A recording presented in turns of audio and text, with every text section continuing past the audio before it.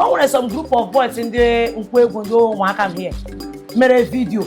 Lab hamba. Nah, why is there not a youth empowerment program?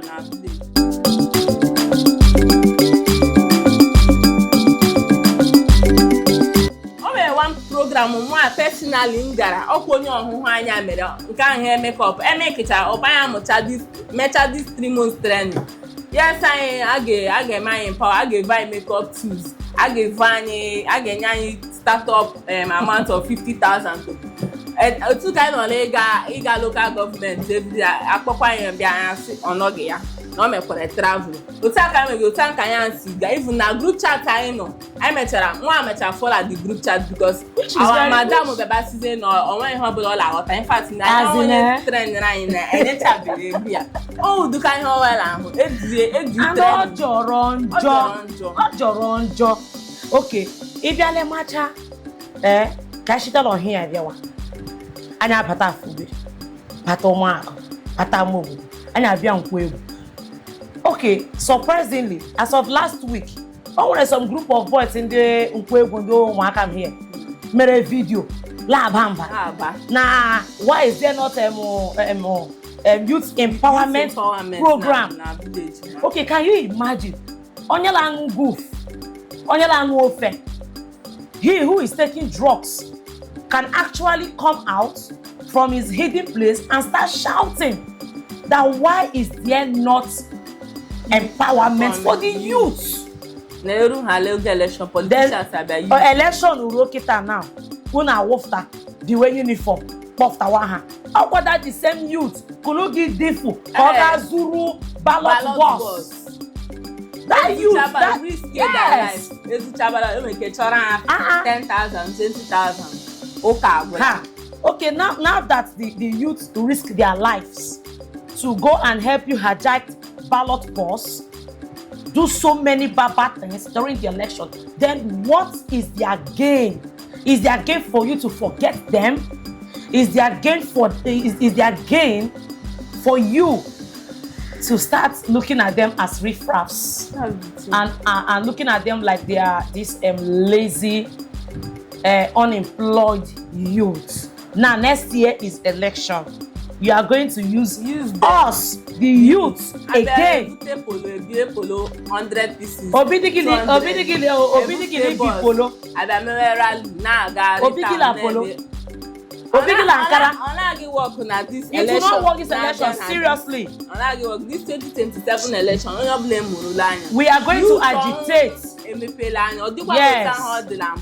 Because if you have the youth unemployment, all the very much like all this too much akatana and others are now complaining about drug abuse. Yes. Akponhala any youth akpota drug abuse join the aya. Ole hin chokwanu ka ha me. Onye ile emege empower. Onye ile emege afọ. Oya ego obula beto young ebe ha ha dị high, ha chefu mkpara omere nchefu. Oni ha dị kala chefu. Na aga ni. Ale chefu ye chefu. Mana ibatu ugwu abịa mee empowerment. Mee obodo adị mma. Afụta ifuta ịdọ anything akwụrụ gị n'azụ. Asị gị ị ga-aga ya n'ọgwụ akwara gị vote gị win. Ọwụ na nke bịa. Legodi ndị Ibeku egwu asa. Ọ nwere onye ngwara ka m kwuo ya nga ka m hafụ iso ya nya ka m kwuo ya kamera nga. Ikuku onweghị ihe gị mee ndị Ibeku. Ibeku na-akwụ nwanye ha lazụ chinchin. Otu ọbụla o shitere. Ndị Ibeku enyego their youth. Made their youth a very sweet youth empowerment. Ashikuko adịghị mma. O mekwere ke. But onye ndị obodo ya aka. Yes. What do you got in ọzọ ikuku na-eme n'Ibeku? Ọ na-invest in their youth because some are shechi. Or whether the same youth that will work for him, the same youth will come for him. The same youth will follow him. So, okay, as of yesterday, I had an argument yesterday. Ofu mother Shemona. Now, one some youth cannot pay role ikuku today. Now, once more to their salary. There are still people that he empowered when he was still in the seats. Ya come na Josh Ofuziriche. I nwere ndị dead and when they auntie ga-emeli ya n'ọcha ebe a gị mefu ya ụmụaka ndị la ga ibu ihe akeke butere ha keke ha agbawa ka ha lahụ deli ipe ha ga na-ege family ha part of afugiri part of afugiri their youth kwale agbalị ọ na-agbalịrị ndị afugiri their youth obodo a emepele invest in their youth very well program all around every year both ICT computer program emecha ha nakwa yovi ha laptop that is ha na-akpọ empowerment imecha mmadụ training ime empower with something ọ bụghị ibicha mmadụ ya ọ ga-amụ ọsọsọ and so ọ mụcha ya ọ dịghị ihe ọbụla ya ọkparịweli n'ụlọ ya ma o jiri gị ego ji ebido nke ọ ya ọ ga-arụ ụfọdụ step ha ekwecha nkwa inye loan will give you grant at the end of the day a ga-ahụ the grant enyekwenye grant a kwa ha na-abịa achịkwa bịa narakwa gị the ego grant nyekwe okay nego the youth the ego grant enye ọfọ ibe ewerezi ya eziokwu nna gwakwa unu taa na our Ohuhu youth the rate of joblessness in Ohuhu land is too much. Anyị awụ ndị Ohuhu anyị agala obodo niile ndị youth na ha na-arịọ na-ebe akwa na ha chọrọ empowerment akacha nke ndị ofemen ịga ebe ahụ ụfọdụ asị ha chọchara ịga skuul mana onwedịghị otu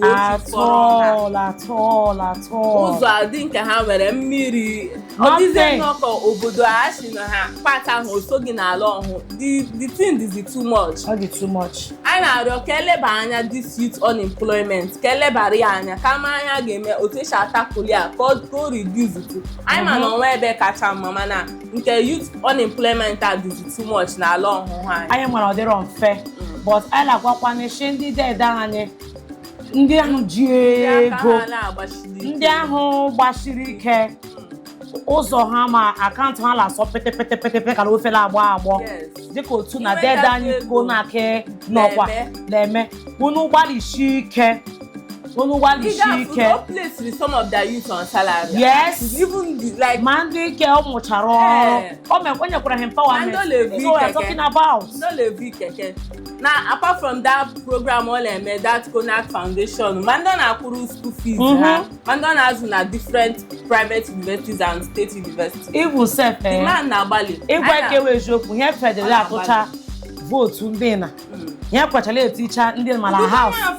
Mala governor. Okay, enwechara widows. Yes. When widowers. Ndị lata ahụhụ. These widowers and widows so kwatọra gị votes. Ikwesịrị otu na ịnwechara ndị na your aides gị dufu ha ka ha gatụla nsụpịa n'ime obodo mana ndị kwashi nyere aka. They share hand the widows and widowers. Ọ dịghị gị mere. Ọ dị ka achọghị gị nye the ego that enye two loan. Many of them na-achọ loan ibido small business. Ọ wụ ịkpọsa ihe ndị ngwofe eji. Ọ dịghị onye gị nyere aka ịchọkwa gị election ọzọ. Next year ruwele na abịala nso ka abịa mewe ọla gị work na this coming election. Ụmụ youth ndị ọnwa mepela anya ha wala anya 2023 gara abịa pụta ka anyị kwado dede ka anyị kwado ndị dede anyị ka anyị kwado antị anyị kena ọgọ gị ma ọfụma ọ dịghị ọbụla anyị na-ahụ ihe afọ ọ dịghị ọbụla anyị na-ahụ ndị youth anyị na-ata ahụhụ ha our youth are suffering. Our youth are going through hell. Unemployment has led many of our youth into drugs, especially that drug part. Into drugs, and the drugs are destroying them. Okay, just imagine there's a guy they buried them somewhere around the on Saturday. 32 years old. A young guy. He wasn't happy when he was even dying. Oh, what a great bashike wana Biko, don't allow the outsiders to laugh at us. because the drug abuse is too much. And but one of the root causes of that drug abuse is that unemployment. After follow that unemployment, the rate of the intake of drug will reduce. Okay, reduce drastically. Because there is no way.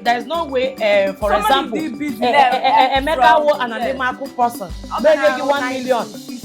Again for tossing sorrow no, again when time back where offer again or Igbo mo SQL again. All the hala biz cheap to source out the credit ball and on e ball e 4-5 you all talolio. O when time ogeji bia won chewe offer again mix mo handle again.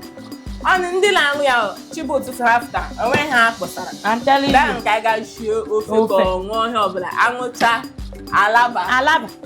Then hete ovro ha gwa ha shi ụlọ arụrụ ọhụụ bụ SS wire. Aka to shawo ya mmadụ sọrọ akpashia ya. Ere takwa. Mana ha nwe ha rere ya naanị wọ. Unu gbalịsi ike and empower the youth of Ohuhu land. Stop being a what they call it in English language, you know, stop being a philanthropist. Lono and to strangers. Yes. And I never told you not to help the strangers, but be a philanthropist in your home. Yes.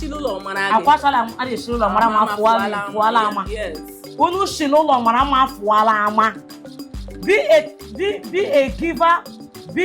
Be an uncle and auntie. Agile cheta. Even if you tell Chishe, oh, and hell, I dream. I should walk what they demand. Oh, I want us to be with you.